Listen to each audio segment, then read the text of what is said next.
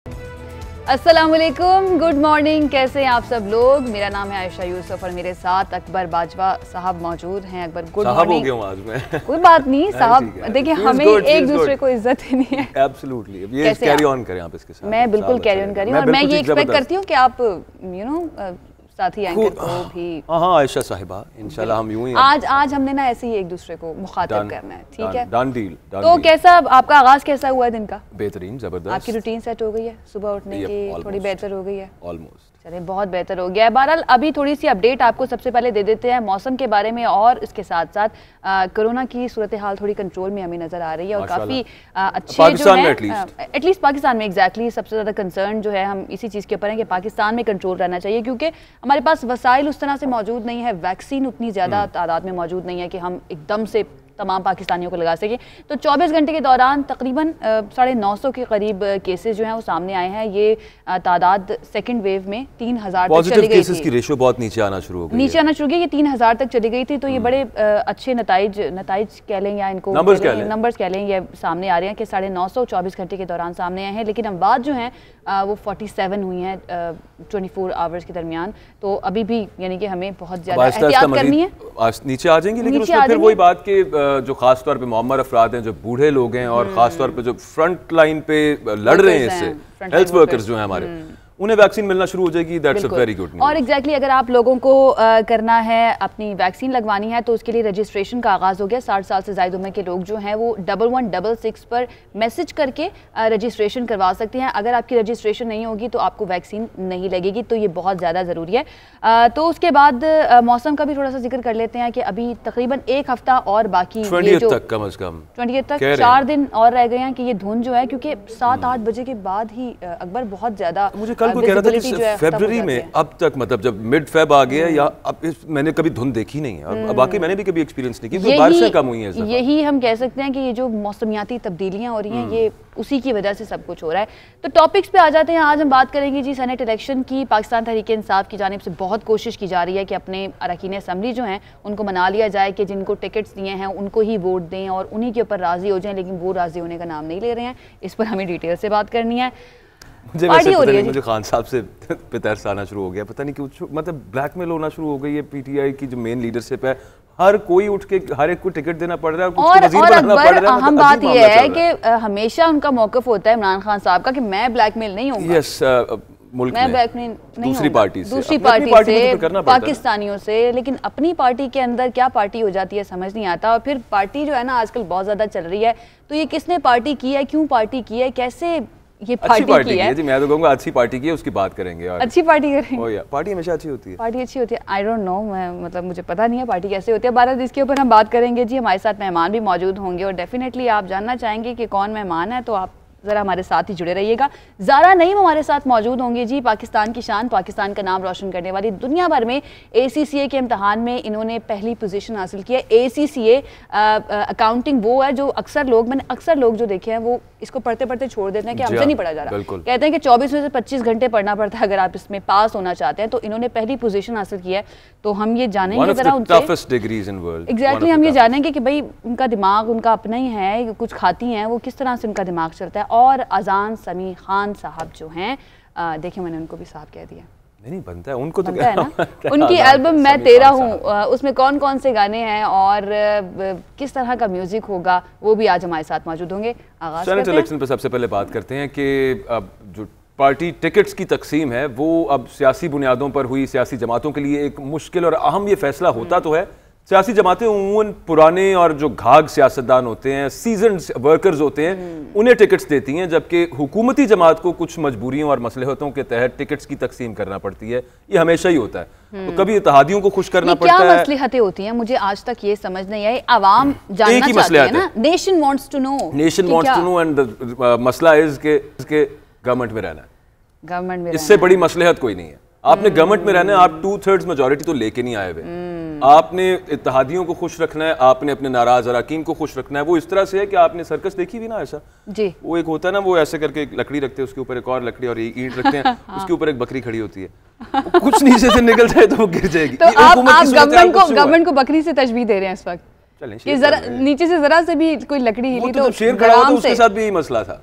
मतलब चाहे बकरी हो या शेर हो, है इसका हुकूमत से कोई लेना देना नहीं। आप मैंने एक तशबीह दी है, अब आप हुकूमत को बकरी ना बना मैं सिर्फ तशबीह की बात कर रही हूं। इस वजह से इतना बैलेंस करना पड़ता है। कुर्बानी की बकरी नहीं कह रही, मैं सिर्फ बकरी कह रही हूं। ये मसले आता है, नीचे वो इत्तेहादी है कुछ और कुछ नाराज अरकीन है, कुछ अपनी पार्टी के झगड़े हैं। आप उन सबको समझ लें कि वो ईंटें पत्थर और लकड़ियां उनको ना जरा पकड़ के रखना पड़ता है और बैलेंस बना के रखना बड़ा मुश्किल होता है बकरी के लिए।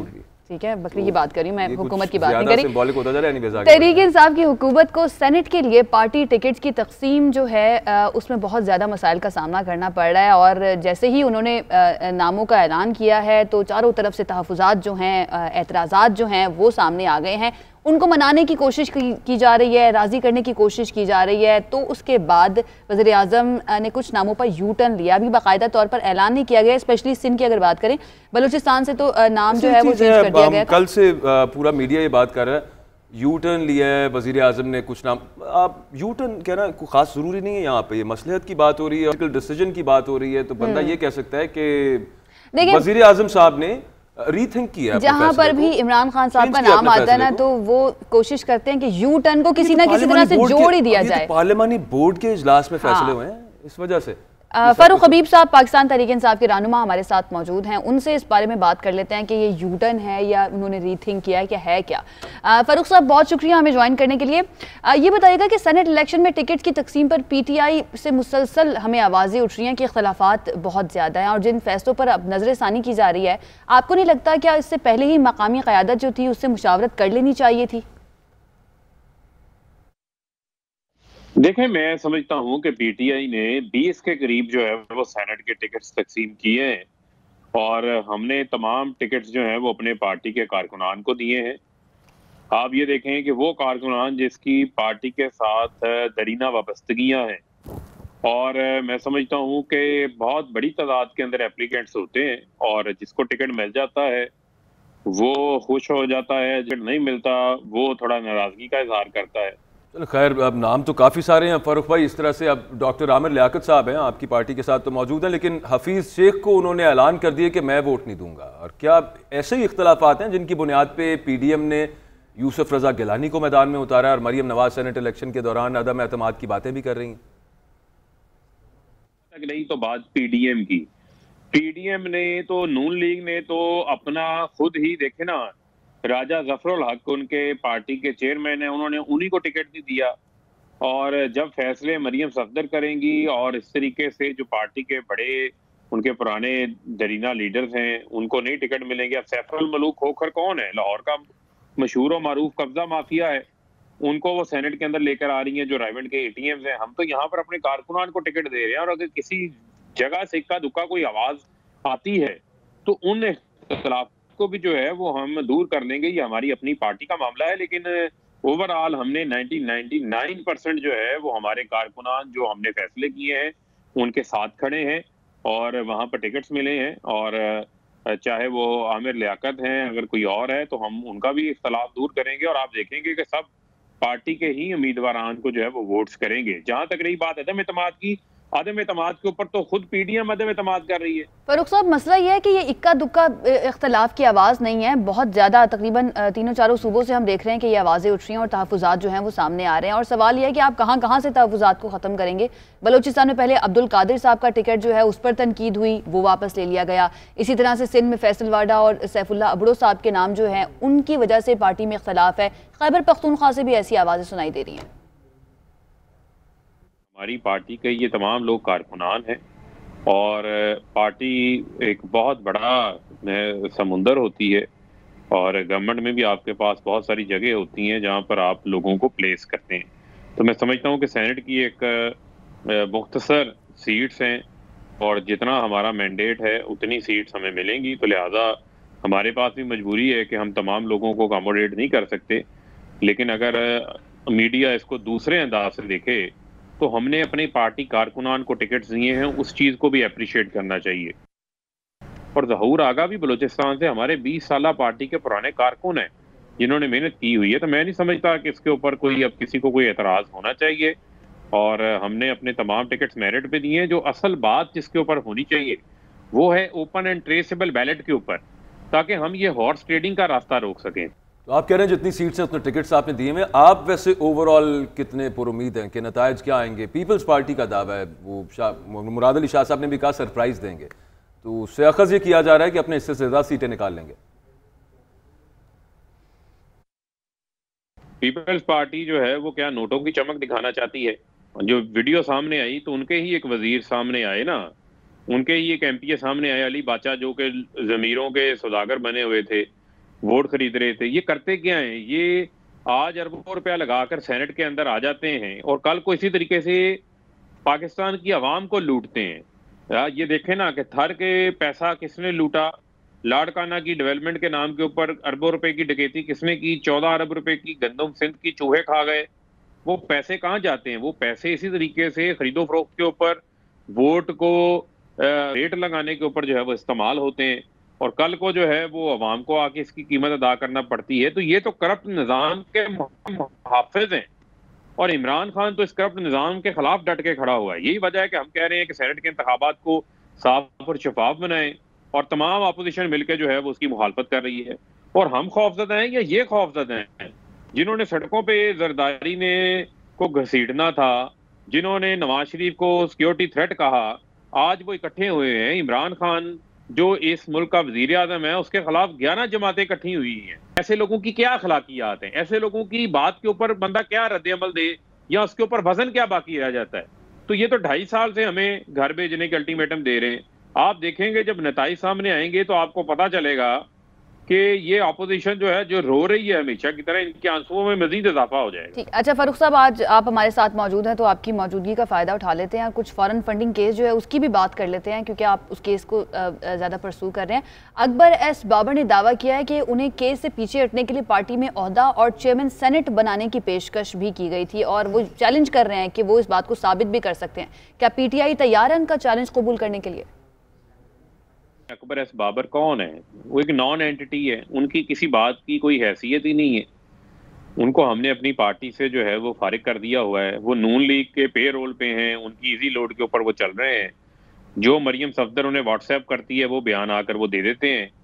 अब अगर मुझे बताएं कि वो उनको चेयरमैन सेनेट का जो ख्वाब है वो उनकी ख्वाहिश तो हो सकती है, वो खुद तो ये चाहते होंगे कि हमें मुझे चेयरमैन सेनेट बना दें या मुझे सेनेटर बना दें तो मैं केस वापस ले लेता हूँ, ये उनकी ख्वाहिश होगी। और इसको कहते हैं कि बिल्ली को गोश्त के ख्वाब देखना। तो उनको वो ख्वाब आ रहे हैं, हमारी तरफ से तो ना कोई ऑफर है, ना उनकी कोई हैसियत है, ना हम उन्हें इस काबिल समझते हैं कि हम उनका नाम भी डिस्कस करें।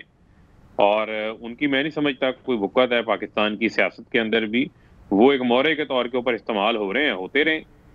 ठीक है, फारूक हबीब साहब हमारे साथ मौजूद थे और वो कह रहे थे कि अकबर एस बाबर साहब को जो वो इस तरह की बातें कर रहे हैं कि चेयरमैन सेनेट बनाने की ऑफर की गई है या पार्टी में कोई बड़ा ओहदा दे रहा है तो वो बिल्ली को गोश्त के ख्वाब आ रहे हैं। एक और बात उन्होंने किया कि जिनको टिकट्स दिए गए हैं वो तमाम लोग वर्कर्स हैं, काफ़ी मालदार वर्कर्स नहीं हैं, मालदार वर्कर्स हैं। और उसमें फैसल सलीम साहब हैं KP से जिनकी हम बात कर रहे थे, उन पे FIA के केसेस हैं। आयशा, वहाँ से जो खैबर पख्तूनख्वा के जो लोकल वर्कर्स हैं वो ये कह रहे हैं कि ये जाली सिगरेट बनाने का केस है इनके ऊपर, करोड़ों अरबों रुपया जाली सिगरेट बेच के बना ली, उनको टिकट मिला हुआ है। ये सोचना चाहिए था, आपके केसेस हैं, कल हम बात कर रहे हैं, ये सोचना चाहिए था टिकट देने से पहले कि इस तरह का बैकलैश आ सकता है इन नामों के ऊपर। चलें हम आगे बढ़ते हैं, सियासी पार्टी की बजाय दूसरी पार्टी की बात कर लेते हैं। तो आजकल क्या बच्चा, क्या बड़ा, क्या छोटा बड़ा, हर कोई आजकल मुल्क में जो है ना पार्टी कर रहा है। हर तरफ पार्टी कहूँ या इसको एक और नाम भी देना ना, पार्टी चल रही है, पार्टी चल रही है। और इस पार्टी का सहरा जो है वो दनानीर मुबीन के सर है, जिनकी वायरल वीडियो जो है वो सामने आई है, जिसने न सिर्फ पाकिस्तान बल्कि सरहद पार भी लोगों को तफरीह का सामान मुहैया कर दिया। इस पर तो गाना भी बन गया, आपने देखा है वो गाना? वो बड़ा ही जबरदस्त वो बीट जो है ना वो उन्होंने, मैं वैसे मेरे ज़हन में ये आ रहा था अभी थोड़ी देर पहले हम जब बात कर रहे थे कि जब मैंने कहा कि पार्टी जो भी हो बुरी नहीं होती ना, उर्दू में क्या कहते हैं वैसे हम पार्टी को? इंग्लिश का वर्ड है वैसे, उसको पार्टी कहें, पार्टी कहें, जो मर्जी कहें। नहीं, don't worry, I am not judging you. नहीं, no one is judging anyone. मैं तो वैसे एक बात कर रहा हूँ, उर्दू का वर्ड है, अंग्रेजी का वर्ड है ना, तो उसको आप जितना मर्जी जो मर्जी कह लें, उसमें क्या फर्क पड़ता है? उर्दू में तो महफिल, अब वो ये बेचारी कहती कि ये हमारी गाड़ी है, ये हम है, ये हमारी महफिल है, हमारी महफिल लगी हुई है, महफिल लगी हुई है। इंग्लिश का वर्ड यूज किया है, इसमें कोई बुरी बात नहीं। वैसे पार्टी अब उर्दू का वर्ड बन चुका हुआ है। बहुत सारे वर्ड्स हैं जो कि इतने मुस्तामिल है उर्दू में कि आप उर्दू के वर्ड है ही एक ऐसी लैंग्वेज जिसके अंदर जो कि मजमुआ है बहुत सारी लैंग्वेजेस का, तो वो इस तरह के अल्फाज जो है वो उर्दू का हिस्सा है। बड़े सीरियस नहीं हो गए हम गुफ्तगू करते सीरियस वाकई हो गए, लेकिन ये मैं बात करना चाह रहा था कि अच्छा कुछ लोगों को असल में इससे मसला हो रहा है कि पार्टी क्यों नहीं कहा, पार्टी क्यों कह दी है, ये उसका एक्सेंट नहीं है, ये अमेरिकन एक्सेंट में या फलाने एक्सेंट में क्यों कह दी, तो भाई क्या मसला है? उसी एक्सेंट की वजह से तो तमाम लोगों ने उस वीडियो को देखा है और उसको पसंद किया और उसके ऊपर मीम्स जो बनी है और जो थोड़ा सा वक्त उन्होंने दिया है लोगों को हंसने का और उसके ऊपर मीम्स बनाने का, तो वो भी तो ज़रूरी होता है ना, थोड़ी सी तफरीह। तो गुज़श्ता एक हफ्ते से हम ये देख रहे हैं कि हर जगह पे पारी हो रही है और दनानीर जो हैं उनकी इस तरह की और भी वीडियोस आ रही हैं और वो कह रही हैं कि वो ऐसे ही मज़ीद कंटेंट क्रिएट करती रहेंगी, लोगों को हंसाती रहेंगी, तफरीह मुहैया करती रहेंगी। मुझे लगता है कि अब इनका जो नेक्स्ट स्टेप होगा ना वो डेफिनेटली मॉडलिंग और एक्टिंग की तरफ जाना। लेट्स सी, अभी हमारे साथ लाइन पे होती हैं तो उनसे पूछते हैं कि अब ऐसे पढ़ क्या रही हैं, आगे गोल्स क्या हैं? एग्जैक्टली, ये भी बड़ा इंपॉर्टेंट है। 19 साल की हैं ये। अच्छा, मुझे नहीं था जी 19 साल की हैं ये, तो ये उनसे जान लेंगे ना कि अभी तक उन्होंने कितना पढ़ा है, आगे क्या पढ़ने का इरादा वो रखती हैं और आगे उनके एम्स क्या क्या हैं। लेकिन जिस तरह की वीडियो मैंने देखी है मुझे लगता है यूट्यूबर बनेंगी, क्योंकि ये अच्छा कंटेंट जो है ना वो क्रिएट कर सकती हैं और लोगों को हंसा सकती हैं। तो वाई नॉट, अगर आप कर सकते हैं। और यूट्यूब ने कितने लोगों को बिजनेस दिया है, कितने लोगों के लिए कमाई का जरिया बन चुका है। बिजनेस ऐसा बन गया है, प्रोफेशन एक ऐसा बन गया है कि जहाँ पर अच्छा खासा वहाँ पे कमा सकते हैं, ठीक ठाक काम है। हमारे साथ मौजूद हैं बिलाखिर Dananeer Mubeen. Welcome Dananeer, thank you for joining us. कैसी हो? Thank you for having me. अच्छा, सबसे पहले तो दनानीर ये जानना चाह रहे हैं, एक तो इतना वायरल हुआ, हर बंदे ने देखा आपकी वीडियो और हर एक ने उसको अप्रिशिएट किया, including us and everyone we know. तो कैसा फील हुआ जब ये अचानक आपको पता चला कि यार एक वीडियो बनाई थी और ये वायरल होगी? वैसे सबसे पहले तो ये बता दो, थे कहाँ पे आप लोग जब वीडियो बनाई और फिर कब पता चला, कितनी जल्दी ये वायरल हो गई? असल में हम लोग नथिया गली गए हुए थे, हमारे फ्रेंड्स का ग्रुप, and we were on our way back. हम लोग आपके बाद भी रुके थे ऑन द रोड साइड, और उसके बाद हम लोग गाड़ी से उतरे, गाना शाना लगा हुआ था, वो सीनरी इतनी ब्यूटीफुल थी, मैंने फ़ोन निकाला, वीडियो बनाई और बस उसके बाद आपके सामने वीडियो जब मैंने अपलोड की, उसके आप लोग बिलीव नहीं करेंगे, उसके कुछ मिनट्स के बाद ही वो फेसबुक पे लगी, ट्विटर पे लगी, and it just blew up from there. उसके बाद फिर रिस्पॉन्स। अच्छा दनानीर, आपके एक्सेंट के ऊपर लोग बहुत ज़्यादा तनकीद भी कर रहे हैं और मेरे ख्याल से आपके एक्सेंट की वजह से ही वो वीडियो बहुत ज़्यादा वायरल हुई है। तो ये बताइएगा कि आप नॉर्मली इसी तरह से बात करती हैं या फिर आपने सिर्फ उस वीडियो के लिए कहा कि चलो मैं थोड़ा सा एक्सेंट बना के जो है वीडियो बनाती हूँ? नहीं, वो एक्सेंट सिर्फ प्योरली वीडियो के लिए मैंने इस तरह बोला था। आप सुन ही रहे होंगे, मैं वो it was only for the sake of to have a good laugh about. ठीक है। अच्छा ये बताओ दनानीर के आगे क्या एम्बिशंस क्या हैं? अभी वैसे कर क्या रही हो? What are you studying right now? I just got done with my A levels. अब इसके बाद I'm going to apply to universities and my basic aim inshallah is to do CSS. ओह माशाल्लाह, CSS करना चाहती हैं। और उसके साथ साथ आप ये जो आपका कंटेंट क्रिएटिंग का करियर है, जो अगर आप इसको इख्तियार करना चाहें तो ये भी आपका जारी रहेगा।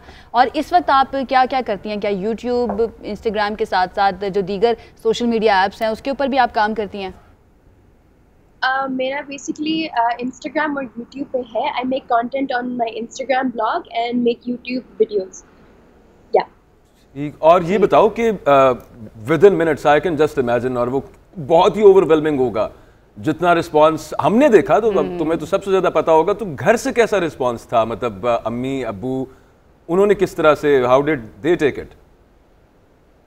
मैं एक ऑनेस्टली आपको बात बताऊं, अम्मा अब्बा ने ना हमें हमेशा बहुत हम्बल रखा है, ठीक है। जब भी ये जितनी हाइप मैं अम्मा को दिखाती थी, मम्मा के देखें सेलिब्रिटी ने भी रिपोस्ट किया, रिक्रिएट किया है, अम्मा आगे से मुझे कहती थी ठीक है, अल्लाह आपकी नसीब करे, नजर ना लगे, ठीक है। ज़्यादा उन्होंने हमें सर पे नहीं, they were very happy for us, लेकिन उन्होंने बस कहा ठीक है, गुड हो गया, अच्छी बात है आपकी। ठीक है। और दना ये बताइए कि आपको कैसा फील हुआ, स्पेशली हम आपका इंस्टाग्राम भी देख रहे थे, आपका यूट्यूब भी देख रहे थे, अचानक से आपके फॉलोअर्स की तादाद इतनी ज़्यादा बढ़ गई, अचानक से आपके सब्सक्राइबर्स जो हैं उनकी तादाद इतनी ज़्यादा बढ़ गई, तो आपने एक्सपेक्ट किया था कि इस तरह से ये वीडियो जो है अचानक से वायरल हो जाएगी? और डेफिनेटली यूट्यूब पर अगर आप काम करती हैं तो वो पैसे कमाने का जरिया भी है, तो उससे आप अच्छे पैसे भी कमा सकते हैं। अंदाज़ा तो आप खुद भी लगा सकते हैं कि मुझे बिल्कुल भी नहीं था इतनी वायरल हो जाएगी वीडियो, इतनी ज़्यादा। मुझे पता था कि वीडियो मज़े की है, people will laugh about, they will have fun. नीयत भी मेरी यही थी वीडियो बनाने के पीछे कि लोगों को मज़ा आए देख, लेकिन इतनी ज़्यादा वायरल, सरहद पार, बल्कि सिर्फ सरहद पार नहीं बल्कि पूरी दुनिया में इतनी वायरल हो जाएगी, मुझे बिल्कुल भी अंदाज़ा नहीं था। ठीक है, बहुत शुक्रिया। दनानीर मुबीन हमारे साथ मौजूद थी और एम्बिशंस जो है वो तो हम wonderful Dananeer and all the best for your future endeavours. ये आगे इरादा जो है उनका सीएसएस करने का है, तो ये थोड़ा सा मेरे लिए ना सरप्राइजिंग था। मैं एक्सपेक्ट नहीं कर रही थी। हाँ, एक्सपेक्ट मैं भी नहीं कर रहा, लेकिन बहुत जबरदस्त बड़ा गोल है। तो ये हमारा शो है और अब हम एक ब्रेक ले रहे हैं, हमारे साथ रहिए। Welcome back. अब आपकी मुलाकात करवाते हैं अकाउंटिंग में टॉपर ज़ारा नईम डार। अच्छा, पूरी दुनिया में टॉप की है, वर्ल्ड टॉपर। बिलाशुबा पाकिस्तानी कौम का फख्र बन चुकी हैं। दिसंबर 2020 में association of chartered certified accountants यानी ACCA की फाइनेंशियल रिपोर्टिंग से मुतालिक जो इम्तिहान था उसमें ज़ारा नईम ने दुनिया भर में सबसे ज्यादा नंबर लिए। बहुत फख्र की बात है और जितना इस पे खुश हुआ जाए काम है। बिल्कुल ऐसे ही। आज ज़ारा हमारी मेहमान है, आपकी मुलाकात उनसे करवाते हैं। ज़ारा, बहुत शुक्रिया हमें ज्वाइन करने के लिए। तो ये बताइए कि आपने ACCA के इम्तहानात में दुनिया भर में पहली पोजीशन हासिल की है, इसके लिए आपको मेहनत कितनी करनी पड़ी? और ACCA वो इम्तहान होता है जिसमें कहा जाता है कि पास होना ही बहुत बड़ी बात है और आपने पहली पोजीशन ले ली, कैसे किया ये? ACCA के इम्तहानात मुश्किल हैं, ऐसा नहीं है कि नहीं है, पर बिल्कुल ऐसा भी नहीं है कि वो अचीवेबल नहीं है। अगर आप मेहनत करें, अगर आप कंसिस्टेंट रहें, आप कोशिश करें तो आप कुछ भी अचीव कर सकते हैं। तो यही रीज़न थी कि मैंने भी टॉप किया है, कंसिस्टेंसी और हार्ड वर्क। बिल्कुल ठीक। एप्टीट्यूड की बात है। अगर एक चीज़ में आपका दिमाग बहुत ज़्यादा आपको लगता है कि वो नेचुरली आपको समझ आ रहा है, तो ये वैसे बताइएगा कि ये आपने फैसला क्यों किया ACCA करने का? मतलब बचपन से ही आपको अकाउंटिंग पढ़ने का या मैथ्स का खास तौर पे, क्योंकि बेसिक्स में तो मैथ्स होता है, इंटरेस्ट था? मेरी जो इब्तदाई तालीम थी उसके अंदर भी मैंने अकाउंटिंग का सब्जेक्ट रखा हुआ था। मैं पसंद करती थी, O लेवल्स में, A लेवल्स में भी मेरा सबसे ज़्यादा पसंदीदा सब्जेक्ट था अकाउंटिंग, जिसकी वजह से मुझे पता था कि मैं इसी को आगे फर्दर लेके चलना चाहूँगी और इसीलिए मैंने ACCA को चूज़ किया था। अच्छा ज़ारा, जो हमारे नाजरीन आपको देख रहे हैं और वो भी चाहते हैं कि वो भी ACCA करे, उनके लिए बताइएगा कि इस इम्तहानात में कामयाबी के लिए कितनी मेहनत करनी पड़ती है, कितना ट्यूशन लगता है और कोई ख़ास किस्म की कोचिंग वगैरह भी होती है? देखिए, मेहनत तो आपको हर चीज़ में करनी पड़ती है। आपने जो भी पढ़ाई करनी हो उसमें आपको मेहनत करनी है। ACCA में आपको शायद थोड़ी एक्स्ट्रा एफर्ट पुट करनी पड़ती है, बिकॉज़ उसमें प्रैक्टिस बहुत ज़्यादा चाहिए आपको। आपका स्ट्रॉन्ग होल्ड होगा किसी सब्जेक्ट पे तो आप तभी उसमें परफॉर्म कर सकते हैं, और आपको कोई एक्स्ट्रा ट्यूशन्स की ज़रूरत नहीं है। आप अगर खुद से सेल्फ स्टडी भी करके इसके अंदर अच्छा परफॉर्म कर सकते हैं। ठीक। अच्छा, ये बताइए ज़ारा कि पाकिस्तान में अकाउंटिंग का शोबा जो है वो ख़ास तौर पर समझा जाता है कि लड़कियां इसको चूज़ नहीं करती हैं, लड़कियां जो है बेसिकली मेडिकल की तरफ जाती हैं, या दूसरे जो समझा जाता है कि ख़वातीन से रिलेटेड फील्ड्स हैं मोस्टली, उनकी तरफ जाना पसंद करती है। तो आपने इस फील्ड का फ़ैसला क्यों किया, इसको चुनने का? मेरे वालिदैन का रिस्पांस बहुत अच्छा था। उन्होंने मुझे काफ़ी सपोर्ट किया, इंकरेज किया इस चीज़ पे, और मैं तो बल्कि चाहूँगी कि पाकिस्तान में जितने भी वालिदैन हैं वो अपने बच्चों को इंकरेज करें कि जो उनके शौक़ हैं, लड़कियों के ख़ास तौर पे, उनको उस पर सपोर्ट किया जाए और उनको वो चीज़ पढ़ने दें। आगे क्या इरादा है ज़ारा आपका? आप करियर में आगे क्या परस्यू करना है, मज़ीद क्या पढ़ाई करनी है?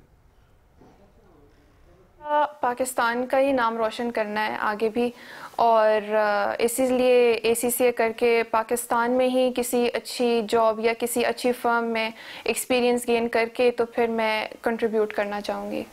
चलें, ज़बरदस्त ज़ारा, अल्लाह ताला आपको कामयाब करे। आपके जितने आगे इरादे हैं आप उनमें कामयाब कामरान हो और पाकिस्तान का नाम रोशन। बिल्कुल ऐसे ही है। इसके साथ साथ एक और बात मैं ज़ारा के बारे में बता दूँ कि वो ब्यूटी ब्लॉगर भी हैं। मतलब आप ये देखिए कि एक तरफ अकाउंटिंग, मतलब मेकअप करना सिखाना, आर्ट्स की तरफ भी इनका लगा हुआ है, एक तरफ अकाउंटिंग दूसरी तरफ आर्ट्स, तो ये कॉम्बिनेशन जो है ना बड़ा जबरदस्त बन जाता है कि उन्होंने दूसरों तरफ। चले ठीक है, अब एक ब्रेक ले लेते हैं। ब्रेक के बाद जब वापस आएंगे तो आपकी हमें मुलाकात करवानी है अजान समी खान से। उनका नया एल्बम आया है मैं तेरा हूँ, उसके बारे में थोड़ी उनसे बात करेंगे। हमारे साथ रहिए। Welcome back. और अब इस शो के आखिरी हिस्से में कुछ हम बात कर लेते हैं म्यूजिक की, मौसीकी की। थोड़ा सा माहौल जो है ना उसको हम जरा मौसीकाना कर लेते हैं। पहले भी लाइटन अप था, लेकिन चलें जाते जाते माहौल बनाते हैं। माहौल बनाते हैं। आजकल पाकिस्तानी म्यूजिक इंडस्ट्री में नया टैलेंट जो है वो सामने आया, और कुछ रोज पहले हमने देखा कि सज्जाद अली के बेटे खूबी अली जो थे वो हमारे स्टूडियो भी आए और उनका खूबसूरत गीत जो है वो उन्होंने सुनाया भी, और यूट्यूब पे बहुत ज़्यादा मशहूर भी हो रहा है उनका ये जो गाना था। और अब अदनान समी खान साहब के बेटे जो हैं अजान समी, उनका गाना मैं तेरा तेजी से मकबूलियत की सीढ़ी चढ़ रहा है। अपने वालिद साहब से इनकी बहुत ज्यादा रिजेम्बलेंस है, और सुरीले भी उतने ही हैं जितने इनके वालिद साहब। और इनका जो म्यूजिक है आपने सुना है, इससे पहले मूवीज के लिए भी इन्होंने म्यूजिक किया, बहुत ही कमाल और बड़े डिफरेंट, जो एक कन्वेंशनल म्यूजिक चलता है उससे बड़ा डिफरेंट इनका म्यूजिक है। तो वो हमारे साथ मौजूद हैं, उनसे बात कर लेते हैं। बहुत शुक्रिया अजान हमें ज्वाइन करने के लिए। ये बताइएगा कि आपका ये जो गाना है ये रिलीज हुआ उसके बाद काफी जल्दी इसको खासी पजीराई भी मिल रही है, और हमने सुना है कि ये एल्बम है पूरा, इसमें और कितने गाने हैं और कब तक रिलीज हो जाएगा ये एल्बम? अस्सलाम वालेकुम। इस एल्बम में तकरीबन 9 गाने हैं और कुछ अक्यूस्टिक वर्जन्स और कुछ अदर रीमिक्स टाइप चीज़ें हैं एल्बम में। और कोशिश ये है कि इस साल नवंबर तक पूरी एल्बम आ चुकी होगी, और उसके जितने वीडियोस हैं हम उससे पहले आप लोगों के लिए ला चुके हैं। अच्छा अजान, ये सुना है कि इस एल्बम की तैयारी में कुछ और मुल्कों के म्यूजिशियंस ने भी काम किया है, कुछ उस बारे भी हमारे नाजरीन को बताएं। काफ़ी लोगों ने इस पे काम किया है, कोई तकरीबन 60 लोगों ने इस पे 60 म्यूजिशियन ने इस पे काम किया है, और इसका काम पाकिस्तान, इंडिया, मैसेडोनिया, यूके और तुर्की में हुआ है। तो एक प्रॉपर यूनिवर्सल ग्लोबल एल्बम है एक तरीके की। आर्टिस्ट ने पूरे दुनिया के हिस्से से इसमें शिरकत की है। तो कोशिश है कि जब आप लोग सुने तो आप लोगों को अलग अलग आवाज़ें सुनने को मिलें, अलग अलग साज़ों की आवाज़ मिले, तो मज़ा आएगा। और अजान, अभी हम आपका गाना देख रहे थे, आपने सिर्फ खुद गाया नहीं है और ना सिर्फ आपने इसकी जो शायरी है वो लिखी है, बल्कि आपने मॉडलिंग भी किया है। तो अब शौक है आपको कि मॉडलिंग और एक्टिंग में भी थोड़ा करियर बनाया जाए गाने के साथ साथ? आई थिंक मैसेज नहीं देना चाह रहा था, मैं अपनी ऑडियंसेस के साथ कनेक्ट करने की कोशिश कर रहा था, जिन्होंने आज तक मेरे फिल्म कॉम्पोजिशंस को इतना प्यार दिया है। तो कोशिश ये थी कि जितना मेरे लिए मेरे लिसनर सबसे ज़रूरी होता है, मेरे व्यूअर सबसे ज़रूरी होते हैं, और किस तरीके से मैं उनसे और करीब आके कनेक्ट कर सकूं। वो मैं तेरा जो एल्बम है, जो मैं तेरा गाना है, उसका मकसद यही है। हम ज़बरदस्त, अच्छा इरादा है। अच्छा ये बताएं कि आगे आपके क्या गोल्स हैं, म्यूज़िक इंडस्ट्री में आप आगे मज़ीद क्या अचीव करना चाह रहे हैं? इंशाल्लाह गोल तो यही है कि ऑडियंसेस के लिए नए नए गाने लाता रहूँ, म्यूज़िक लाता रहूँ, उनको एंटरटेन करता रहूँ, और उनके लिए वो गाने परफॉर्म करूँ। तो I think that is the goal, अगर मैं बोलूँ तो वही है। और जितने लोगों को दूर दूर तक उनके दिलों तक पहुँच सकूँ, आई थिंक वो किसी भी आर्टिस्ट का मकसद होता है, उनका एम होता है। और अजान, हम ये देख रहे हैं जब से सोशल मीडिया आया है तब से बहुत ज़्यादा एल्बम्स का ट्रेंड नहीं रहा है। लोग अपना गाना एक बनाते हैं और उसको यूट्यूब पे लगा देते हैं, लेकिन आप एक पूरा एल्बम जो है अपना लेकर आ रहे हैं। और इस एल्बम के बारे में ज़रा बताएं कि आपकी नज़र में इसकी इनफरादियत क्या होगी, कैसे ये मुख्तलिफ होगा? जो पहले एल्बम्स आते हैं या पहले गाने होते हैं उनसे कैसे मुख्तलिफ होगा? मैंने कोशिश की है कि जो आवाज़ हो एल्बम की, बाय आवाज़ मैं इस आवाज़ की बात नहीं कर रहा हूँ, मैं ओवरऑल जो उसकी वॉइस है, जो उसका एक मायना है, वो कोशिश की है कि वो मेरी कहानी हो, मेरे बारे में हो, और मेरे जो ज़िंदगी में अलग अलग वाक़यात हुए हैं उसके बारे में हो। तो एक चीज़ होता है ना कि आर्ट तो आर्ट होता है, उसको सिर्फ जो डिफ्रेंशिएट कोई चीज़ करती है, उसको अलग करती है, वो वही है कि आप अपने तरीके से किस तरह उसको पेश करते हैं। तो ये मेरी कोशिश है अपने तरीके से, तो आई होप कि वो ही उसको अलग खड़ा करें। ठीक है अजान, ऑल द वेरी बेस्ट। इनका गाना तो मुझे बड़ा अच्छा लगा, और आई एम श्योर इनके आगे आने वाले गाने जो हैं वो भी आई होप, एंड मुझे तो बाकी लग रहा है बिकॉज ऑफ अदनान समी खान, और जो अभी इस गाने में भी नजर आया है वो आपको पहले ही पता चल जाता है ना, मतलब he has the current. Exactly. और अदनान समी साहब का जब आप नाम लेते हैं तो मुझे कुछ और याद आ जाता है, मेजर साहब याद आ जाते हैं। अच्छा, इसके साथ ही वक्त जो है ख़त्म हो गया हमारे शो का। कल एक मरतबा फिर से हाजिर होंगे कुछ नए टॉपिक्स के साथ। तब तक अपना ख्याल रखिए, हमें इजाज़त दीजिए। अल्लाह हाफिज़।